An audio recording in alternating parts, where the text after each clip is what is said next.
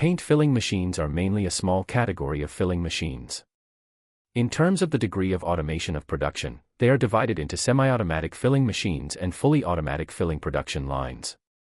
In terms of the nature of the filling materials, they are divided into explosion-proof filling machines and ordinary filling machines.